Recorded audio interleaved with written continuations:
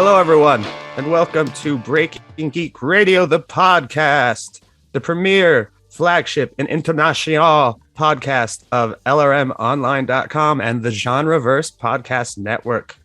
Today, it's just me and Danny for now, though Jonesy does hope to hop on later. How are you doing, Danny? I'm good, my friend. I'm good. The dynamic duo again, Nick. It's been a few weeks since we've had to do this. Yeah, months since it was just me and you. Was it really? Oh, doesn't time fly when you're having this much fun every week? I thought it was fairly recently, but okay. Well, fuck, it must have been months ago then. Maybe, I don't know. Time is different. You, my man. Yes, indeed. And my cat's. You're looking younger. That's because I'm in HD. Is that what? No, I don't think that's it. I think you must have a girlfriend or something, mate. I think that's what's going on. No, I shaved for the podcast. For me and Kyle's podcast on Wednesday. Just for the podcast. Yeah, I'm in HD now. I haven't shaved for 3 weeks. And I haven't found my razor, but I was at my parents' house, and my dad's like, you can use my electric. Anyway, today we'll be talking about a number of news stories. We have a trailer, and hopefully Jonesy will be on time to discuss a fan-requested movie review for X, which I was not able to watch because I'm broke as hell, and it costs $20 right now to rent or buy because it's an recently hit theater, home video, and Jonesy originally talked about briefly when it was in theaters, but a fan requested it. That's bullshit, Nick. That's bullshit. I cry bullshit. You just wanted to watch Lost City at least 10 fucking times instead of watching that. That's what it was. I didn't finish it. I started on Paramount Plus. Good. I fell asleep, not in watching it, but I'm like, it's bedtime now. No. Yeah. Kyle can take that as a sound edit. You were watching Lost City. I didn't finish it. I fell asleep. Perfect. That's your review. That's exactly how everybody else feels about that fucking film, except you and Manny. It's as you guys were discussing in Discord. I like movies, especially if I'm not going in with high expectations. That movie looked fine. No, it was fine. I think we general consensus was we're all kind of envious that we can't look at things like that anymore. We've all got this other more cynical, I'm an old English bastard way of looking at things and stuff. It's wonderful. It's an observation, not a criticism when we say that you love all those films. But The Lost City, I won't forgive you for. If you said you liked Moonbase, that would be worse. That would be about the only thing. Moonfall. Moonfall. See, I don't even remember the fucking name. Moonbase 8 is actually a great Showtime show with Tim Heidecker and Fred Armiston. There you go. Watch that. Yeah. Don't watch The Lost City. It's lost. Forget about it. Sorry, I interrupted your flow, Nick. You were telling about what's going to happen today. Sorry. I'll shut the fuck up. That was it. That's what's going to happen today. And with that, let's jump into a first surprise news story that I didn't even share with you, Danny, because I just found it. And cool. Let's go. Even better. So it turns out, reportedly, or what's the exact word they use? I think supposedly. Wow, why is this video doing that? Sorry, I have to use my hand because I only have 2 USB ports and they're going to the camera in this. The Cheer Moment Awards and the Fan Favorite Awards for the Academy Awards, which were voted on by fans, were rigged by bots so that Zack Snyder's movies won. No. Oh yeah, why would Snyder fans do that? That makes no sense to me. There's a report out from The Wrap, which I couldn't get the story from The Wrap because you have to pay to even read one damn article. Shame on you. The report cites 2 findings: that hashtag analytics tracking tool Tweetbinder, and which determined that the most active contributors of both polls were anonymous web programs, which seemingly cast thousands of fake votes for Army of the Dead and Zack Snyder's Justice League. Wow. So according to an insider, it was basically getting, let's see. Okay. Yeah, the daily, okay, so sorry, this article is weird. Basically it had giant spikes that none of the other ones had, and they always came at a certain point in day, and everyone was only allowed to vote 10 times. And so there were a lot of inactive people voting, that's the basic part of it. The insider says that this program says that the only reason these Snyder films won was because the Snyder folks decided to create bots that would vote for them and vote more often than you're allowed to vote. So what are your thoughts on that, Mr. Bartlett? after what we just briefly spoke about your ability to love all these films, these guys just love these films more than you love most other films. They've just taken it to a whole new fucking level. If true, you said supposedly, purportedly, allegedly, possibly, maybe. But if it's true, then I mean, it's difficult to say, to comment on this really, other than, wow, you care that much that Zack Snyder's films won this particular award, so that you can say it won an Oscar. Is that what they wanted it to be? So it's not a real Oscar, but yeah, they made a big deal. It's nice that they love something that much. Good for them, I suppose. I'd even forgotten that was a thing. Good for them, but let's not do that again. Let's just vote for. I mean, I'm surprised you can vote 10 times. I mean, that was allowed though. One account can vote 10 times. Itself to me seems a bit odd, but okay. Like I voted once for best movie of the year, my favorite bit. Spider-Man or something like that. Yeah. It was a poll run on Twitter. I'm not surprised. Yeah, I'm not surprised that happened. If I'm honest, with today's technology and stuff, I mean, we can rig pretty much presidential elections around the world and things like that. So rigging Zack Snyder to win something at the Oscars. Not surprising. I mean, everyone has, like, all these fandoms have a lot of fans and stuff that are very vocal, but we've obviously seen that Snyder fans are incredibly vocal and even bullies sometimes. All fandoms have bullies.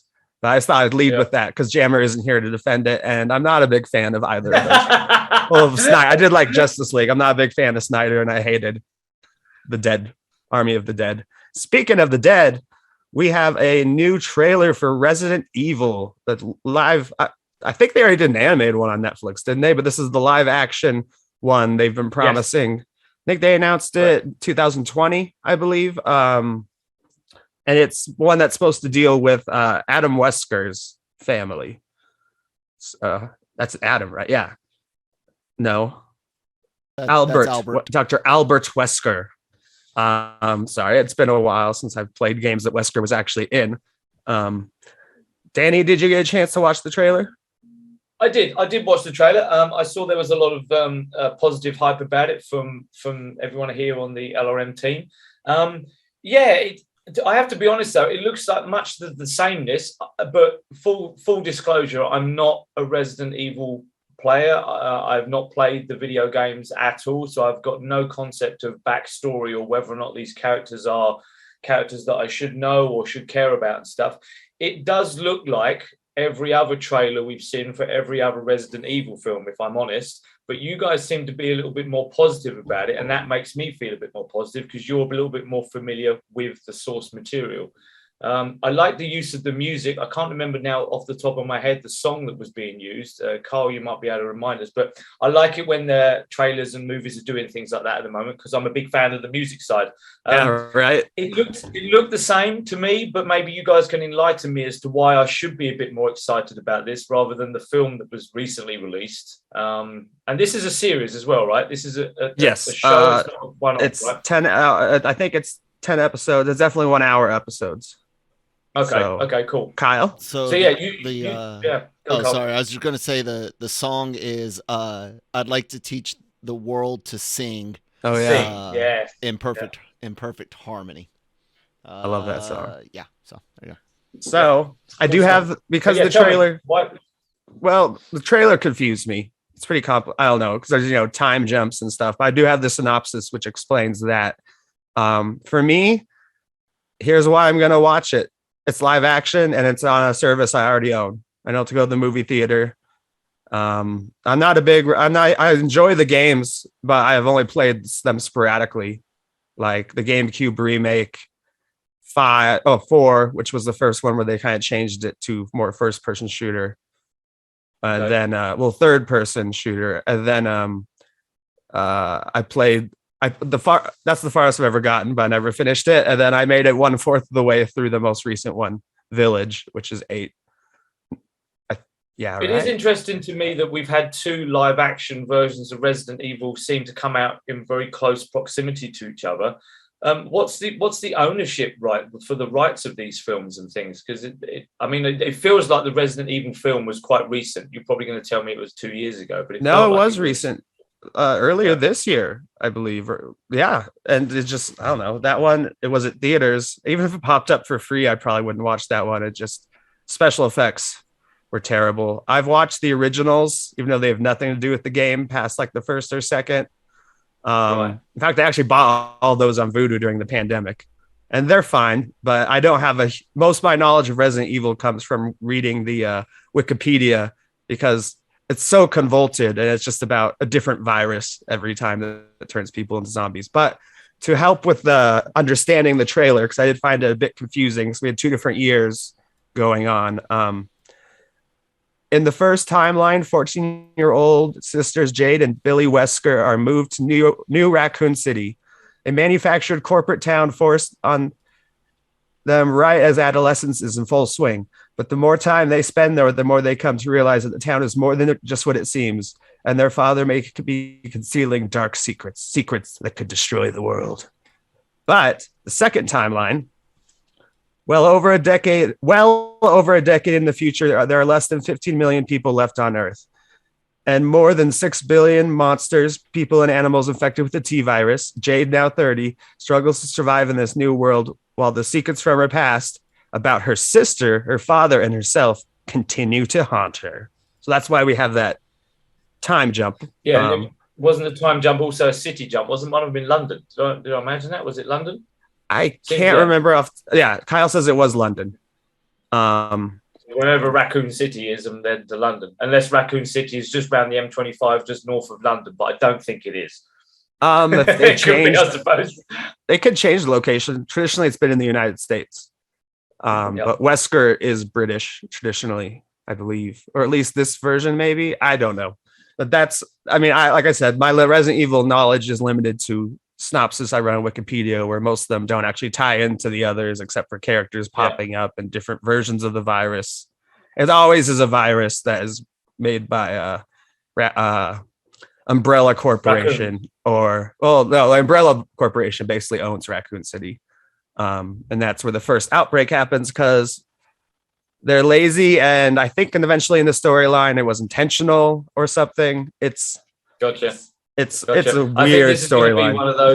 One of those times, because I can't remember last time I even watched a show on Netflix, but this is going to be one of those times that I'm going to defer to the rest of the team and our lovely fans and readers and viewers to say whether or not it's worth watching or not. I won't jump there on June the 26th or whatever it is and watch the first episode unless you guys say it's fucking awesome and I should. It's a little bit generic for me for Resident Evil films. It all look the same: mutants, zombies, some killing shit, and Raccoon City and viruses. How many films have we had now? 8, 9, 7 or 8 with there were at least 6 in the original run with Mila.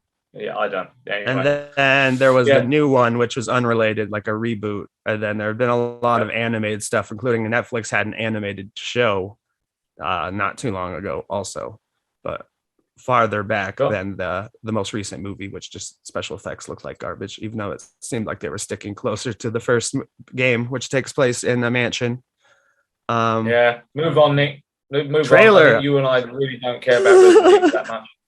True. Now moving into other trailer news. The first teaser for James Cameron's sequel to Avatar: The Wave of Water, was a huge success.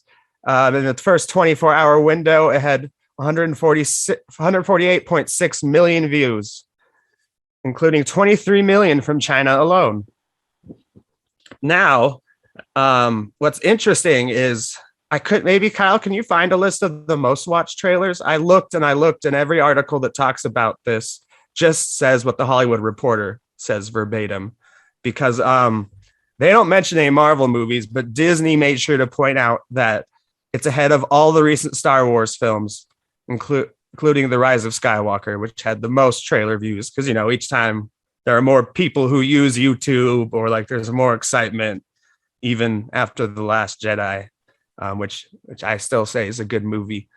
And to compare it to, Kyle has our list of actually most watched trailers. According to the Wikipedia entry, the first that's just top. This doesn't have 24 hours. Never mind. Okay. Sorry, I'll keep looking. Because in the article, Disney only points out it's bigger than Star Wars, and for some other comparisons, let me get the original number again. 23 million. No, 23 million is from China. 148.6. For some comparisons, actually, for some comparisons, F9 was 202.7 in the first 24 hours. Black Widow was 116.8. Incredibles 2 was 113.1, and Rise of Skywalker was 112.4. And Incredibles 2 was what, 3 or 4 years ago now as well, right? Before the pandemic, I think. Definitely before the pandemic, because I actually almost. I don't know whether it's because I have a very meh view about the trailer. I'm not putting much stock into how many views it had within the first 24 hours. It was tied to Doctor Strange. There would have been people that watched it again after that. And we got multiple platforms. I can watch it on my screen, my one screen and my another screen. Does that count? There's more people with YouTube now. The day of the week it came out, and it is a title that's not a Star Wars or a Marvel film. So maybe there was people that are, interested. Oh, what's this thing? I remember the first one, as I was told last week, it was 10 years ago, not the 20 years ago that I thought it was. I'm not putting much into this. I still don't think it's going to be this massive $2 billion movie when it comes out and stuff. There's just interest in it now because it's something that's not a Marvel or a Batman film that's suddenly come onto YouTube and stuff, or Star Wars. I can't see it as being anything other than a mixture of those things. Multiple platforms. The time it came out, it's a new film, as in, it's a different kind of film. So I'm not 156 views. Okay, let's see what the film's like and how many of those views turned into people going to watch it 1, 2, 3 times. And that's what makes me wonder about it. If it actually showing, like, because last week we doubted the excitement. We're like, oh, Avatar, like, who cares about Avatar anymore? And that's what most people seem to say online. But the question is this people clicking out of curiosity, or a lot of people latching back onto Avatar and being like, I can't wait? And I guess that's something we'll have to wait and see. Unless you have thoughts on that idea. I've watched it a couple of times. I showed my brother, missed it when he went to see Doctor Strange last week. He was getting popcorn and stuff for the kids and missed the trailer, so I showed it to him. So that was one view, and then my best friend was round and I said, do you remember seeing this? She goes, I don't remember seeing that. So I show you again. So I made it 3 views, even though I couldn't give 2 shits about it, and I saw it on the trailer. So there is a curiosity there, and I think it was us 3 that were chatting at the time about what's the new technology. Maybe something new is coming that's going to set it above the others. I thought perhaps it was the non-glasses 3D thing. You guys let me know about the tech issues that was. Kyle, you were telling me that the 3DS didn't really work, or whatever it was, the Nintendo thing. But that was a few years ago. Maybe that is something, because if there's no big advancement in quality of visuals, and we're seeing some amazing fucking visuals now on screen, right, since the first Avatar, if there's nothing there, it's going to have to be a really good film with a really good story to get me to go and watch it twice, is my point. I'm going to watch it. I'm sure I will. Sure we will for the podcast. To go and watch it again, it's going to have to be really impressive. And I can't help but feel that most people that I know are thinking the same way. But hey, it still looks pretty. The underwater stuff still looks good. I still think it looks better than Aquaman, though, Nick. I do disagree. Aquaman was great, but when I have watched it the 3 times, the water stuff is fucking brilliant. Just the actual water, creating water was always a challenge for special effects. Now that's great. And now the hair under the water does look very special. But I 2 hours in a movie screen just to be very impressed with watery hair, it's going to have to give me something more than just that, right? That's why I feel like it's not as big as an advancement. I could specifically compare them to Thanos, where they still look very smooth and like not much detailed. If you look at Thanos, he literally has chin hair, like he hasn't shaved in like a day or two, and like pores and stuff like that. And these guys still look very slick, like Toy Story. They're not look as bad as Toy Story, but look like maybe that's how Navi look. Or are they Navi? Navi. Or what? Navi. That's how they are. Whatever. Navi. They're very smooth skinned. Smooth blue skin. That's how they are on planet Navi or Endor or wherever the fuck it was. Pandora, I think. There you go. I was close with Endor. I want to hate myself for knowing and remembering that after all these years. But ready to move on to more Disney news. Sure. We're now blasting off to the multiverse of madness. Just they've cleared up some of the old rumors and some things that could have happened. Though he was okay. So we have a quote from Waldron, who was the writer of Doctor Strange 2, along with Sam Raimi. And they talk about some of the rumors. One of the rumors we thought we might get, which seemed unlikely, was Tom Cruise as Iron Man or Tony Stark, because the whole idea of that shtick is that, well, actually he talks about, so I'll just read his quote. Well, the first part he says, yeah, that was totally made up. I mean, there's no cut footage of Tom Cruise, but I love Tom Cruise. And I said to Marvel Studio President Kevin Feige at one point, I was like, could we just get Tom Cruise as Iron Man? I remember reading about an Ain't It Cool News back in the day, and Tom Cruise was going to be Iron Man. Obviously, that didn't happen. We had no version of Iron Man in the Illuminati. But he continues to say, the final lineup in the group is beyond my wildest dreams of who we could get. I never dreamed of being able to do that. But I'm not going to read the rest of the quote because he got a lot of what he wanted. Just not. No Cruise. Are you disappointed as I am that Tom Cruise didn't make the movie? I think that was that would have been a step a little bit too far. I think that would have been like a lampoon kind of moment, an over nod and wink and kind of stuff. I think it would have been trying to find the right word here, but I think that would have been a step too far. I think that would have been a fan casting, a comedy casting that just wouldn't have got wows and oohs and ahs. It would have gone, oh, there's Tom Cruise. Yeah, I think it would take me out a little bit. Yeah, exactly. I can't get the right words. That's why we need people like Jammer and Jonesy here, because they do better words than what I do. Got the big words. But yeah, it would have taken me out of it. I totally agree. I'd love to see him in anything, but be like, I think the whole audience would be like, Tom Cruise, what? Yeah, it's a little bit step too far, so I'm not disappointed. And it sounds to me like people at higher ups made the right decision, because I'm sure they talked about it and tossed the idea around, and maybe even Tom Cruise said himself, no, that would be silly. If I'm going to come into the MCU, it's going to be as somebody else, Ethan Hunt, a villain or something. Yeah. It's been more interesting reading this week about because you remember there was rumors that Deadpool was going to be in it as well, because someone had seen a reflection of something that vaguely looked like possibly something, maybe a patch of Deadpool's fucking outfit or something. We really were grasping at straws. Although I will say this, I was pleased that you two fuckers weren't saying Mephisto was in there every 10 seconds. That was pleasant for me. But yeah, there was all sorts of stuff going on, and it was Kyle's flipping you off. There was all sorts of stuff flying around about who was in it, and it did make it fun. You know, leading up to the film, it did make it fun, and I was surprised by who we did get. For those of you who haven't seen it yet, no spoilers, but I was surprised by who we did get. It was fun. How it happened and how what happened after they were introduced, as far as the movie was concerned, I have my worries and fears about that moving forwards, but as the actual actors playing the characters, it was fun. I enjoyed it. I'm glad Tom Cruise wasn't one of them. I think it was just the right balance. I'm good with it. Yeah, so we kept that pretty spoiler free, and I feel like this is not a spoiler either because he's right in the trailer. Walden also talked about Michael Waldron. If Jammer or Jonesy was here, they'd chastise me for pronouncing it incorrectly. But he went on to talk about Professor X, because a lot of people thought it was just strictly the one from the cartoon, from the part of Danny Elfman's score that references the 97 cartoon and the fact he's in the big yellow wheelchair or like super wheelchair or something.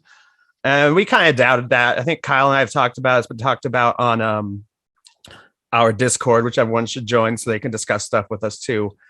We were like, oh, it's just another variant that's similar. And that's what Waldron said. He said, it's a little bit of both. I don't know if I'm technically supposed to go into specifics about these actors or characters, but I worked with that performer to even talk about making it different. So it was a different version of him. He uses a line from Days of Future Past that he says is Steven, but also we drew from the classic cartoon of the character. He's a variant who have qualities of a bunch of different versions of those guys from across the multiverse, which is what I had assumed. Is that? I assume that, and I also assume that with all of the variants, if I'm honest, then I don't think any of them were definitely actually specifically a certain one that you and I might be familiar with, especially you guys more familiar with. I think they were all amalgamations of those characters so that we couldn't pinpoint it. And then that gives them some freedom moving forwards as well, to if they choose those actors again, possibly to play the same character, they can say, now this one is from this one is Earth 616, not 8 something. Whatever. But yeah, that's cool. Now I'm glad Tom Cruise wasn't in it, because it just kept, however, mentioning his name just gets me more and more excited about next week or 2 weeks, whatever it is now, for Top Gun 2.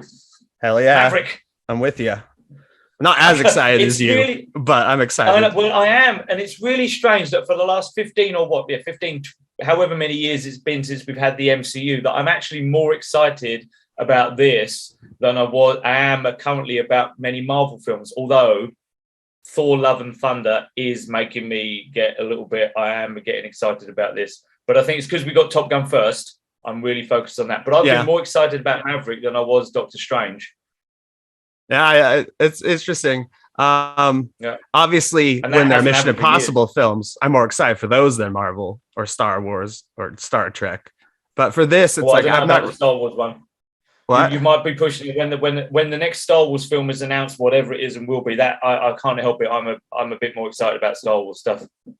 Even after all these years and these bits of disappointment, I still get giddy when that logo's around, or when that score is played. Takes me back. Yeah, exactly. There you go. Carl's showing off his tattoo. Because we can't help it, right, Carl? It's something about it that's so connected with our youth or whatever it is, that just when that logo comes up, new film, I can't help but be excited. And I was excited every single one of the sequel trilogy. I was super excited about each one, even though the previous one had something that, the next one will be better. Yeah, the next one will be great. It's a very, it wasn't. Doesn't matter. The next one will be great. It's a very abusive relationship between Star Wars and myself, and that goes back to before Disney. It was abusive, but that's okay. God bless. But we're getting some good shows, though. Let's be honest, though, Carl. We're getting some good TV stuff from Disney as far as Star Wars goes. I'm particularly enjoying it. Kenobi scares the hell out of me. Really? Because it could ruin canon. I haven't listened to the podcast yet. They're bumping up against canon in episode 4, all for one more chance to put Hayden on screen, and I don't know about the execution. Watch Cantina, everyone. You and Cam have just dropped the new Cantina. I definitely want to watch that. So don't say too much now, because I don't want you to spoil the spoiler of me doing it.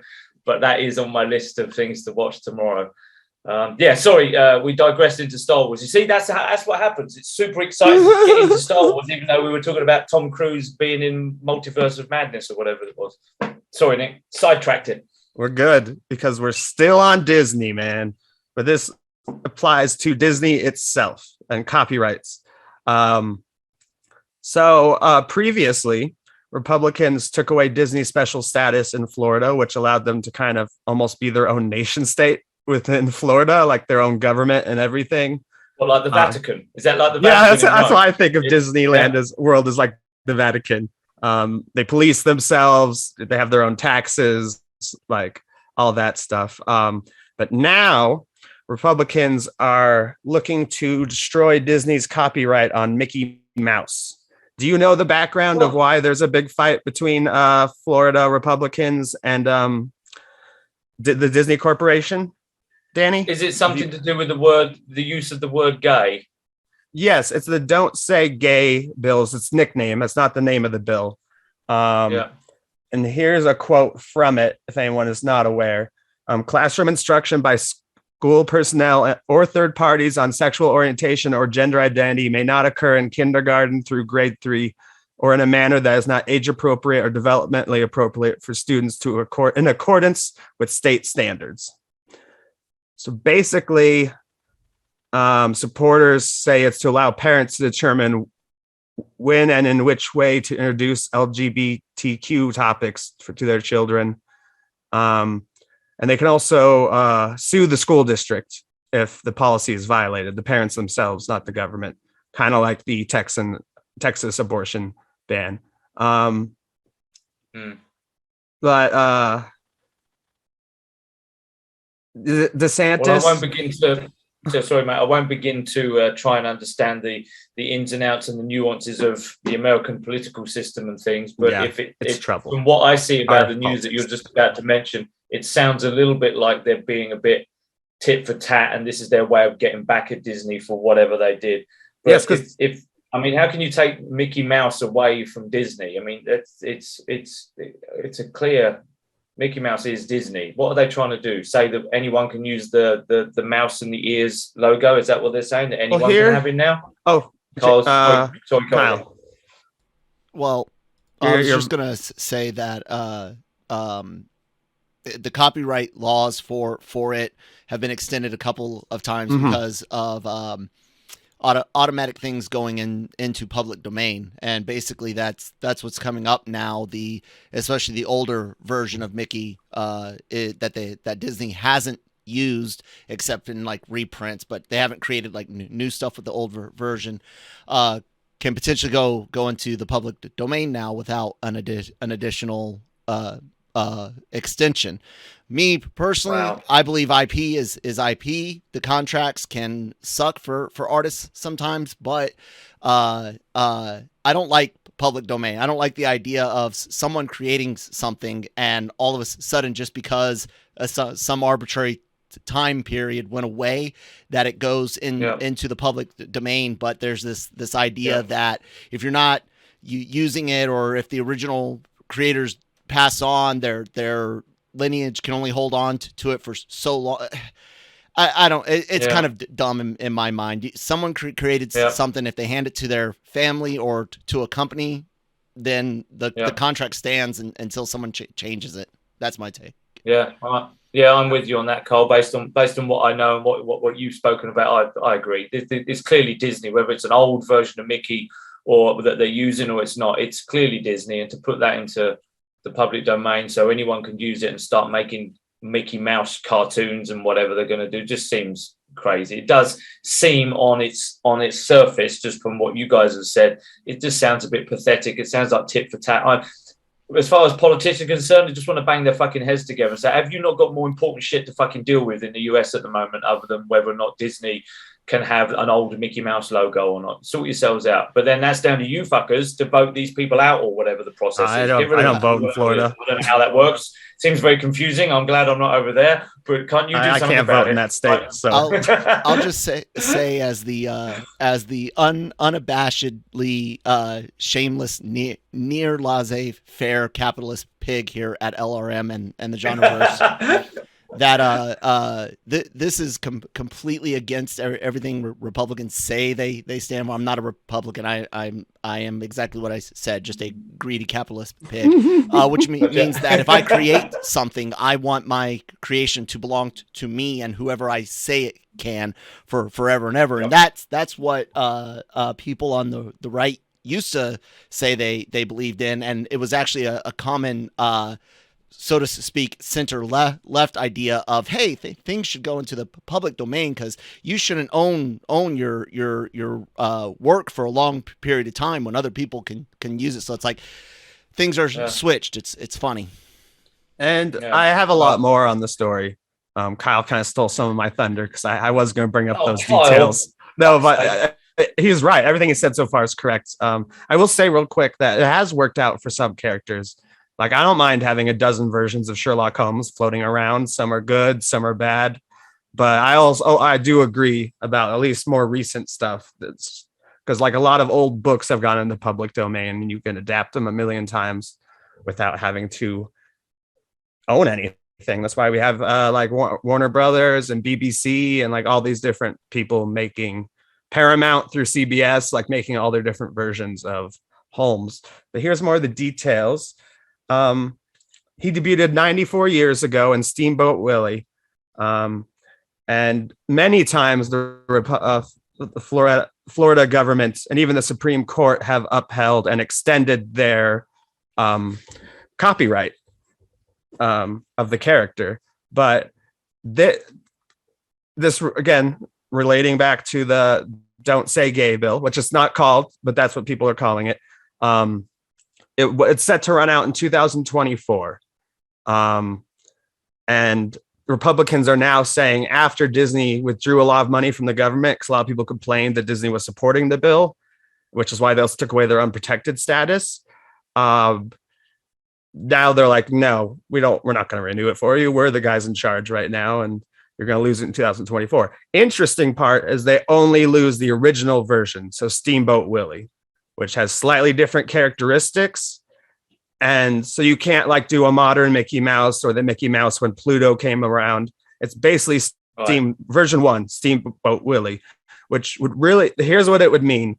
Because it's public domain, you could show that in full in a YouTube video with the sound and everything. Like Kyle and I could use it with full sound on Marvel, even though he's not a Marvel character, but we couldn't use a more recent image or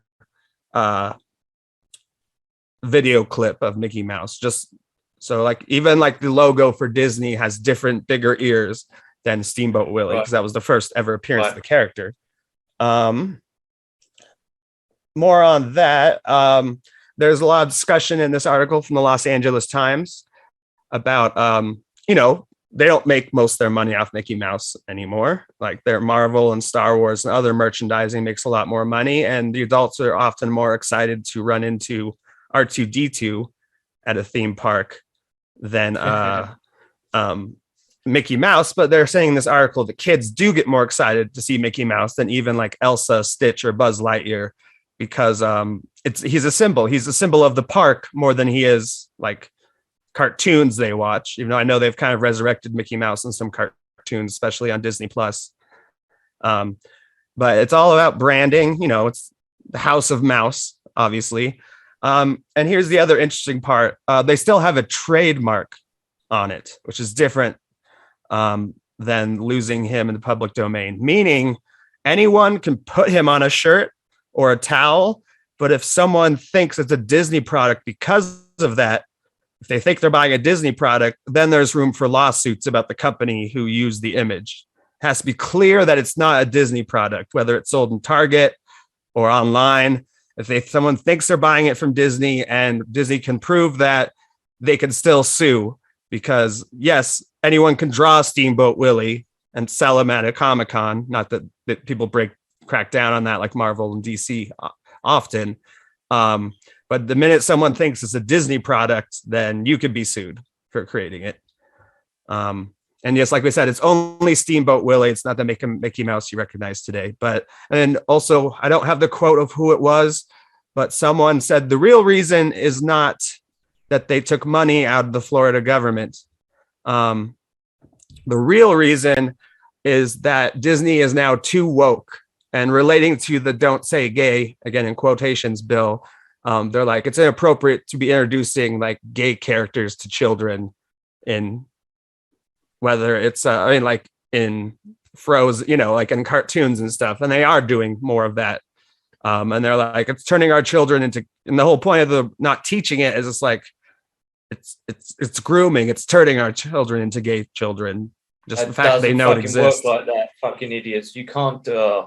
Don't get me started on that. This is an entertainment network podcast, but that's just fucking. But that's ridiculous. That's their rationale. The public rationale that isn't the real one is that Disney's too woke, so Disney's also kind of breaking the bill, even though it only applies to schools. So let's move on from that that heavy part to some fantastic casting.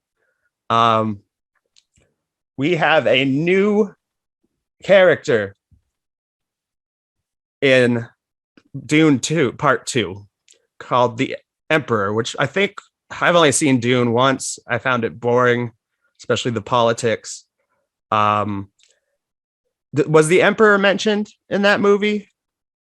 I don't remember, quite possibly, but I honestly don't remember. I know I enjoyed the film more than most people, but I don't remember that being mentioned.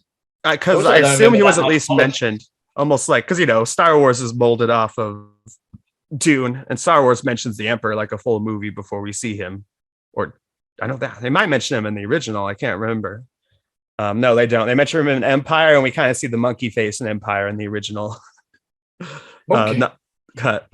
So yeah, Who is playing the Emperor? Well, Mr. Christopher Walken is bringing his great cadence to the world of Dune.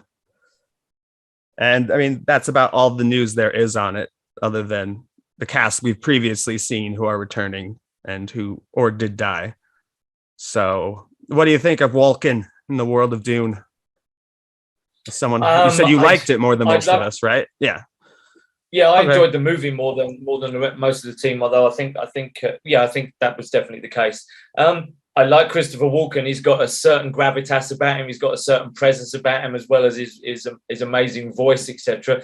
I'm not too familiar with the stories and the books to know whether or not he fits what people would see as the Emperor or whoever this character is. But I'm certainly happy I'm happy that they're making another one. I'm making the second one. I know it wasn't necessarily a foregone conclusion because of the money that was spent and when it was released. You know, we were still in quite a high level of the pandemic in most parts of the world, not necessarily here in Dubai.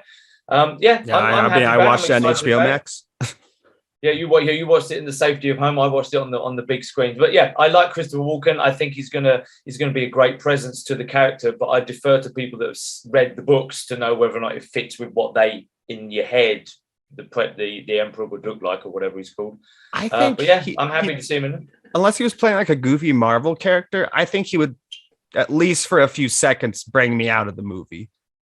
Whenever you see Walken, that does, unless he's like a very Walken-y character, which the Emperor of the galaxy is. I don't know. It seems like weird casting, but I'm happy to see. I know nothing about the character, but I'm happy to see Walken continue to get work. He was recently in Severance in a very Christopher Walken role, so it only brought me out a few seconds. Every time you see him, you're like, oh, it's Christopher Walken. I didn't know he was in this. So. I'm sure the director and the casting crew have chosen wisely for what they want to achieve. I think he would have fit better in a Marvel movie, again, as like one of the brothers to Jeff Goldblum and the Collector, Benicio del Toro, because of their wacky characters, and I would want them kind of higher. You know, Christopher Walken is kind of would be a stunt hire, just like Jeff Goldblum, where it's like, look how weird these guys are. Well, there's still room for him to do that. You never know. I will also though remember Nicolas Cage has at least said he's had talks with Marvel, and I think he'd also make a good brother to the Grandmaster and the Collector as the challenger. Because you want someone crazy based on what they set up. And we are the last of our news, so maybe Jonesy won't even make it for X, and you'll just be talking about it. Because there's only two of us. I don't get to see it. Well, I didn't get to see it. There's no format for me to watch it here. X? Nope. So you didn't even watch it? No, I haven't got the ability to watch it. Well, I've got eyes. Obviously, there's my ability to watch it, but I don't have the service that it's streaming on in any of them. Is it? And the only other way to watch it would be to do something illegal, and I'm not going to do that. Nor should you, viewers at home. No, I thought maybe you'd rent it on like Amazon or something. That's how I would have watched it. Nope. You can't do that over there? Well, we've got Amazon Prime, but I can tell you this, I've got two versions of Amazon Prime, one here and one at my best friend's house, and we've got different content on both. And I couldn't tell you why. It must be something to do with the IP address and where the home is registered. I think maybe ours is registered with the UK and theirs is registered here. So we get different content. I'm watching Preacher at that house and Justified at this house because I can't get either of them on the opposite. I haven't watched it either. I was hoping that Jammer had watched it with Jonesy, and then they were going to talk about it. Well, Jonesy already did briefly talk about it on like a Who Watches thing, because we already. But apparently, we're not going to have a full review for our listener. We apologize. I promised one at the beginning. Well, I was able to see it. You can have a full review of Firestarter if you like, because I did check that out on the big screen yesterday. We will do Who Watches instead of because I've been watching stuff too, obviously. Cool. But our final piece of news, and there are some spoilers in this if you haven't seen the most recent Scream, is they're already announcing cast members for Scream 6 or Scream. Give it a subtitle or something, since they didn't even name 5. I hate when movies do that. So basically all of the teens that survived are returning. So that involves I couldn't tell you which character was which based on the name. I don't remember their names. But so everyone who's coming back from that group of kids, so all the survivors are Melissa Barrena, who played Sam. God, I'm gonna crush all these, like screw up all these names. Jasmine Savoy Brown played Mindy. Mason Gooding played Chad, and Jenna Ortega played Tara. So those are the returning characters. And there's one in addition to that. They actually have a character from Scream 4 returning, played by Hayden Pantier, or I can never pronounce her last name. She played Kirby in Scream 4, Kirby Reed. And again, it was set in Woodsboro, and she was one of the main survivors who actually did some damage to Ghostface. And the article also says that Ghostface will also be returning in this film. But again, it's expected, even though I do think they still use the same actor underneath, even though sometimes it's a short woman, sometimes it's a tall man, but everyone looks the same when you throw on the Ghostface costume. So what do you, as someone who also enjoyed Scream 5, how do you feel about continuing with the same generation of kids? I think it should have ended with Scream 5. Sorry to disappoint you, Nick. Although I did enjoy the film, it was because I haven't seen the Scream film for 50, 60 years or whatever it is, and it was quite fun to watch that one again, but it didn't make me want another one again. I don't know how many times they can retread the same shit. I really can't. I do agree with that, but it's one of my guilty guilty pleasure franchises. Where it's like, gotcha. I'll watch 10 of them. I don't care. They're not going to be good. Like 5 was one of 3 good ones. 1, 2, and 5, I would say, are watchable. I don't even remember those characters that you were listing off. I didn't have a fucking clue which Scream film they were in, who survived which one. I think it's Scream 1 is the one that Scream still has the most resonance, and we all know that's because of what happens in the first 10 minutes, right? That has the impact. But what happens in Scream 2, 3, 4? I couldn't tell you. I don't 2 is good, man. Which one they were in. Yeah, go rewatch 2. Tell you which one they were in.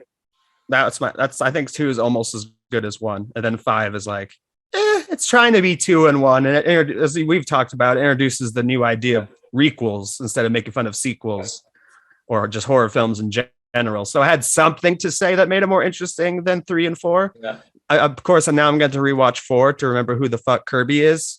I didn't watch that, or 3 while waiting for Scream 5, but I remember 3 better. And yeah, but the plot is it's about these kids moving away from Woodsboro. Like, they don't say where, so that they can kind of escape the past. As it always seems like people from the past are drawn into these murders, and they're always in Woodsboro. Except for when Sydney goes off to college, which is Scream 2.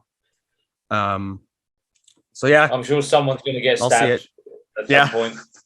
I guess is since she has no connection to the other characters because she was in 4, that Kirby will get killed in like the opening stabbing sequence that all the films have, just because she really doesn't have a connection other than being attacked by Ghostface, but a completely different Ghostface.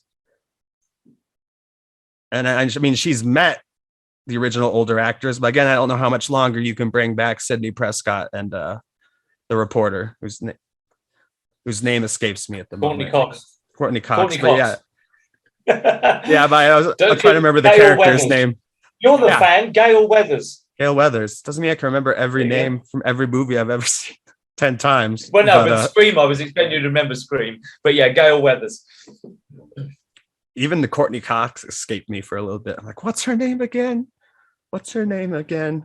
So I guess I apologize to our guy who requested a review for X, because neither of us have seen it, and Jonesy did a brief talk on it in the past, but he is not here yet, and we're going so quick, so it's just 2 of us, that you'll be able to enjoy probably a shorter episode, and but we're not going to have that X review apparently. So apologies. I thought that's what we were set to do, but Danny couldn't find it. But we will have it. I'm pretty sure we'll have it, just not this week. Okay. Jonesy, I'm sure we'll cover it at some point, right? Or maybe we'll cover it next week. Jonesy covered it briefly originally when he saw it in theaters, but I think it's best to wait until we can watch, at least one of us can watch it before we do a full review of it. So it's not just Jonesy talking to himself. Maybe I'll have more money next week and I'll rent it next week. I got my paycheck today. So my first paycheck after being on leave for too long, which is why I was making no money. So let's just end that on who watches the Watchers. What have you been watching, Nick? Everything. I am really into Hulu's kick of Hulu's had a great kick on dramas. Currently, I mentioned that before. I watched The Dropout and a few other Hulu programs, which at this point they are Netflix, Disney Plus, Amazon quality as far as writing. They don't do a lot of big special effects because these are simpler stories. Currently, I'm watching Under the Banner of Heaven. I believe episode 4 came out this week because, of course, it's a weekly thing. It's Andrew Garfield plays a Mormon in Utah, but he's a police officer. He's a detective, and he's investigating a case about a husband murdering his family, that he knew because they go to the same temple, or what I don't know what they call it in Mormonism, but there's a bigger unwinding thing that has to do with the politics of fringe Mormonism and like a cult-ish. There's different, there's the more accepted Mormonism, and then there's the true believers, especially this one family that's actually related to the guy who's in prison because they think he may have killed his wife. They follow it all the way where it's no, we don't pay taxes, even if they throw us in jail. We run from the law. They're getting more and more concerned because most of the show is flashbacks to before any of this happened. And they even flash back to Joseph Smith and stuff, if you know anything about Mormonism. And it's just interesting. I wouldn't normally like a show that set in religion, but it is every time, because Andrew Garfield addresses everyone as brother, whatever, or sister, whatever, because that's part of it. Even when it's a murderer, he thinks they're a murderer. He's still what happened, brother John, or whatever. But his partner detective is actually a indigenous man, and he's kind of always on the out because he's almost the bad cop half the time because he doesn't relate. They're you're gonna burn in hell unless you get baptized and stuff, and they believe a lot about white people being the original people of. Do you know anything about Mormonism, American created religion? A little bit, yeah. I'm aware of its madness. Yeah, but yeah, that's not crazy as Scientology, but it is an odd religion, and I'm not criticizing anyone who follows it. But that's what makes the show more interesting than typical cop drama, and the cast is great. Wyatt Russell, who of course played John Walker in Falcon and the Winter Soldier, is in it. Sam Worthington, star of Avatar, is in it. Andrew Garfield's doing his best American accent. I mean, it's exactly the same as his Queen's accent, but it's not as crazy as his Southern accent from Hacksaw Ridge. So it's a pretty good cast, and it's well written. And then right after that, since I wait weekly, they actually released a 6-episode miniseries called Candy, starring Jessica Biel in the first episode, she kills her neighbor and friend, and there's no explanation given, which makes it so creepy. There's no motive explained at all in the first episode. But that was a 6 series event that ends tonight because Happy Friday the 13th, everyone. They were released. It actually took place on a Friday the 13th, the entire show. And again, a lot of that is flashbacks. And yeah, I like my Hulu murder shows. What have you been watching, Danny? now you've told us all about the horrific murders and stuff that you've been watching. Well, I've been catching up with obviously the shows that are running at the moment. I've caught up with Halo and Star Trek Strange New Worlds, but on the big screen this week I went to watch Firestarter, the new Stephen King make film, and it has not Guy Pearce, I was going to say Guy Pearce then.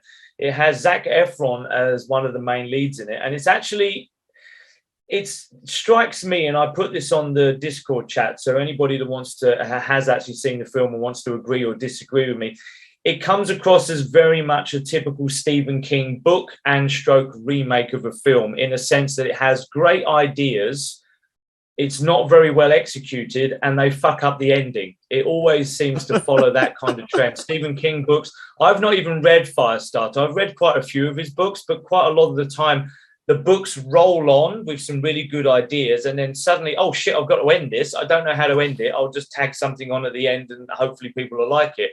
And this film has that. It has some great elements. There's some real good elements to how they get their powers, mum and dad and the girl, how they get their powers, and try not to spoil it too much, was a nice idea.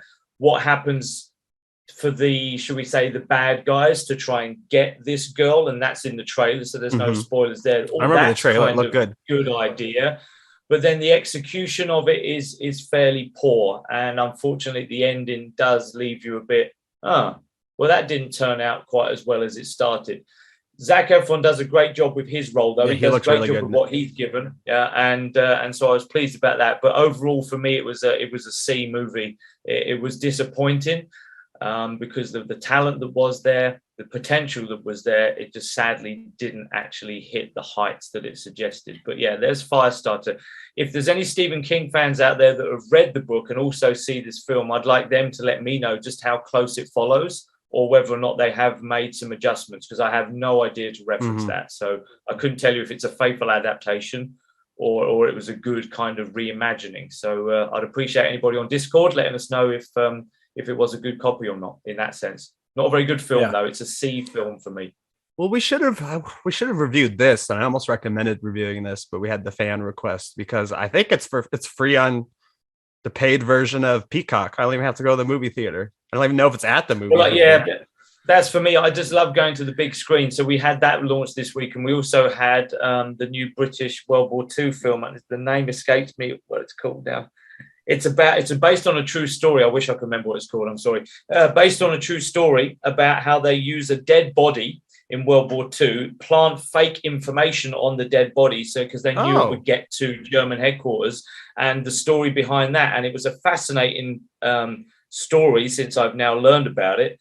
And that film opened this weekend, but I'll be watching that tomorrow. So I can always talk about that next week, but I won't be watching that until tomorrow. I somehow have not even seen a trailer for this movie. That sounds like a really cool story. I'm trying to find it as you're speaking. Operation Mincemeat. That's what it's called. Operation Mincemeat. It's good title too. It's got a fantastic cast. Colin Firth is in it, and a few other people that you'll definitely recognise. Colin Firth, Kelly MacDonald. Wonderful cast. The trailer looks really good. It's a high quality, good production value World War II, and the story was just fascinating, using a dead body to implant fake documents and knowing that it was going to get to the Germans. I had no idea this was a thing. So yeah, that's what I'm checking out tomorrow. At first, when you said it's a World War II movie where they use a dead body, I'm like, Weekend at Bernie's set during World War II. We're just carrying, shoot this guy. He's the scariest. He's the biggest soldier. Don't shoot us. But do you want to talk some Strange New Worlds then, since we've both watched that? Well, I think Jonesy would be a bit pissed off if we talked about that without him here, to be honest with you. I don't think he's showing up at this point, though. But no, if we wait till 3 episodes in, I mean, I'm happy to talk about it. You guys are more down on the Trek lore, but let's briefly talk about it. Just because I feel like we need one more. Yeah, I know, but I feel like we just need one more story, and this one is something we both watched. Go for it. I just continue to love it. I like the serialized. I mean, the episodic version. This is like the older stuff. Yeah. Picard is super serialized, depending on the season. So is Discovery. But I really do like what they're doing with the characters, and there is a few things carrying over, like Pike knowing his fate. There's a great line in this episode where he's talking to Uhura, who's she's kind of getting hazed in a way as the new cadet, because he invites everyone to dinner, and one of the other bridge members. Spoiler alert! Spoilers, people, if you haven't seen the new episode. Spoilers, people. But she's invited Spoilers, to they go to dinner. Yeah, they go to dinner, and she's just hazed in the fact that she's told to wear like her best. That's uniform. A spoiler. Shut the fuck up. Now you are spoiling it. Yeah, we are. That's the whole point. But the line that I liked from it, that again kind of brought Pike back to his biggest fear / concern, is he asked Cadet Uhura, "Where do you see yourself in 10 years?" And 10 years is when he's supposed to die. So he's kind of stumbled, didn't he? He stumbled over saying 10 years. Well, he says it, and then he like pauses and like is like, "Oh, that makes me think of what's gonna happen to me in 10 years." But it's a very interesting episode. In Pike burning. I see myself melting like the Wicked Witch of the West. Poor Pike. Excuse me, but I won't go into the story much. It was interesting, and of course, this episode kind of focused on Uhura as being, the up and coming cadet, who's even unsure about her future with Starfleet. But obviously, her linguistic skills are what get them out of this situation. Which I don't need to go into the situation. It's just a fun story where they need to take out a weapon of some sort before something bad happens, and she's able to communicate with it using. That's her thing.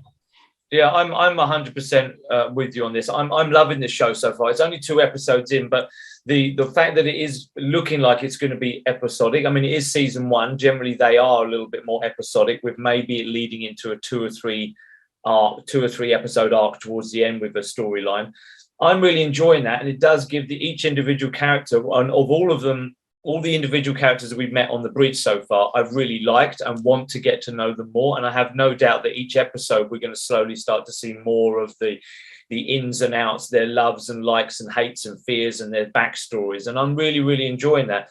But most of all, I'm enjoying the fact that it's such a more relaxed crew. What the writing has made it seem like, they're shooting comedic one-liners at each other. It's much funnier than the other ones. And it's not, but it doesn't seem out of place. It does seem like if you've ever served in any form of military, when you're in those situations and you've grown up and you've served and you've been under stress, that kind of gallows humor, that dark humor, that cracking of jokes is what keeps them bonded together. And this crew have been together for an extended period of time. Yes, we've just met them, but they've served under Pike for X amount of months, years, whatever. And that's exactly how people would react. They would be giving off these jokes to ease the tension because shit, we're about to die. We need to alleviate that. And Picard and Next Generation, yes, there was some comedic moments sometimes, but you never really got that whole kind of chemistry that I feel we're getting from this crew, this deck crew, straight away, even in just 2 episodes. I like all of them. I'm enjoying all of them. I want to get to know them more.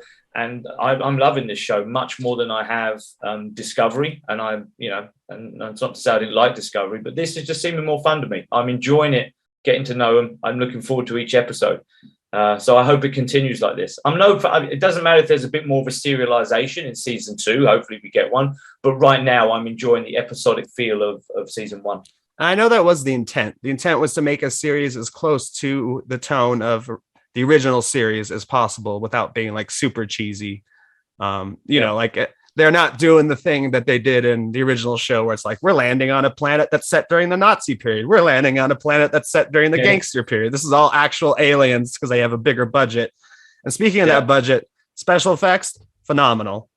Just like, they look like Discovery. Absolutely. They look phenomenal. Absolutely. Just as good as JJ movies. And that's the original show was almost very few episodes. I think it was completely episodic, except for the Glass Menagerie, which was retelling the Pike story from the original pilot, split into like 2 episodes, but them also being in modern day, having a court case or something about it. And I like that because I'm even enjoying their version of Spock as well, because even Spock, who's still a Vulcan, even he's getting in on the act of as being able to connect with the crew members with his, should we say, jokes, his comedic evidence, without making it seem foolish, without making it seem comedic, without him seeming like a clown. They've given him lines that make him endearing and lovable, as well as funny. but without cracking stupid jokes, without making Spock, be a bit of a clown, so to speak. No, I'm really enjoying it. I am looking forward to each episode every week, much more than I am looking forward to Halo, and much more than I am looking forward to Picard. And which is finished now, thank fuck. Final note on it, I love Asmund Mount. I seem to be screwing up his first name, Pike. I think sometimes it even sounds a little bit like Shatner, like not intentionally, but like that's the kind of captain he is. Like this is that time period. Everyone's way more optimistic. Well, people are optimistic later on too, but like it's like the show itself is lit more brightly and more colorful, and it just feels a lot more like the next generation. I mean, the original series. And as you mentioned, there's humor in this, and that comes from the original series. One of my favorite lines that was in the original series and the Kelvin movies, which they also use a lot of humor, is Bones saying to Spock, "Are you out of your Vulcan mind?" Since they don't really curse in Star Trek that much. And when I saw I hadn't seen that episode when I saw Star Trek 2009, which is the first Kelvin timeline movie. And I'm like, oh, that sounds like such a modern thing to say and get out of saying the F word. But no, he says that line in the first season of the original series, the original actor, Forrest Kelly. So, yeah. Do you want to just mention if Halo has improved or gotten worse before we're outie? No. Okay. That's the show then, folks. Yeah, fuck that show. Go on, carry on, move on. Kyle, would you hop on real quick and talk about all of our wonderful shows on the podcast network? Yeah, sure. Everyone, check out lrmonline.com every day for all of your entertainment news, needs, and opinions. Be sure to subscribe to the YouTube channel if you're watching this show on there, and of course, subscribe to the GenreVerse podcast network wherever you get your podcast from. Oh, thank you, Kyle. That's the part I suffer at the most, and Jonesy always has it down like that. I don't get to do the outro very much. With that, Danny, where can that be foundeth? I will be found in the living room continuing to build my Technic Lego Batmobile quickly so I can get the Sand Speeder built quickly so I can now build the Optimus Prime. Fuck you, Lego, for releasing stuff so quickly after each other. I can't keep up, nor can I afford it. But yes, you'll find me building Lego somehow related to some sort of movie, mostly Star Wars. I want a Scream Lego set. Build Ghostface's face. There's one odd. You'll never get. That's just fucking odd. I was just thinking of brands they wouldn't touch. Compared to they got Transformers, Star Wars, Marvel. I only think they have Legos for Trek. But anyway, I can be found at Geeky Nick Doll right here on Breaking Geek Radio, the podcast, and doing Marvel Multiverse Mayhem with Kyle, which releases on Thursdays.